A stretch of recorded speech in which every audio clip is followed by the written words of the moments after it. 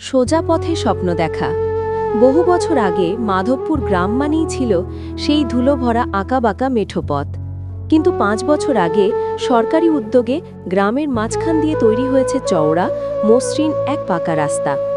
রাস্তাটি যেন গ্রামের পুরনো আলস্যকে ঝেড়ে ফেলে এক নতুন গতি এনে দিয়েছে।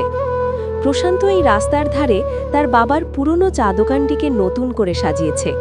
চা দোকানের বেঞ্চে বসলে দেখা যায় ধূসর পিচের রাস্তাটা যেন একটা কালো ফিতের মতো সোজা চলে গেছে দিগন্তের দিকে। আজ সকালে প্রশান্তের দোকানে ভিড় একটু বেশি, কারণ এই রাস্তার পাশেই প্রথমবার একটা ছোট কারখানা তৈরি হচ্ছে। গ্রামবাসী অবাক চোখে দেখছে ট্র্যাক্টর আর রোলারের কাজ। পাশের বেঞ্চে বসেছিল সুপর্ণা। তার চোখে এক অন্যরকম ঔজ্জ্বল্য। সুপর্ণা গ্রামের প্রথম মেয়ে, যে ইঞ্জিনিয়ারিং পড়তে শহরে গেছিল। এখন সে এই কারখানার কনস্ট্রাকশন সাইটে কাজ করতে ফিরেছে। প্রশান্ত চায়ের কাপ এগিয়ে দিতেই সুপর্ণা বলল, আজও বিশ্বাস হয় না আমাদের গ্রামের পথটা এত সোজা আর মসৃণ। মনে আছে প্রশান্ত, বর্ষায় আমাদের স্কুল যেতে কি কষ্ট হতো? প্রশান্ত হাসল। হ্যাঁ, মনে আছে। এই রাস্তাটা শুধু দুটো জায়গাকে জুড়ে দিইনি সুপর্ণা, এটা আমাদের গ্রামের মানুষের ভাবনাগুলোকেও সোজা করে দিয়েছে।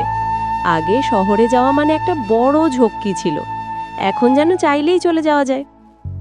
সুপর্ণা সম্মতি জানালো, ঠিক বলেছিস। এই সোজা রাস্তাটা আমাদের সময় বাঁচিয়েছে, আমাদের কাছে নতুন সুযোগ এনে দিয়েছে। আগে যে জিনিস গ্রামে পৌঁছ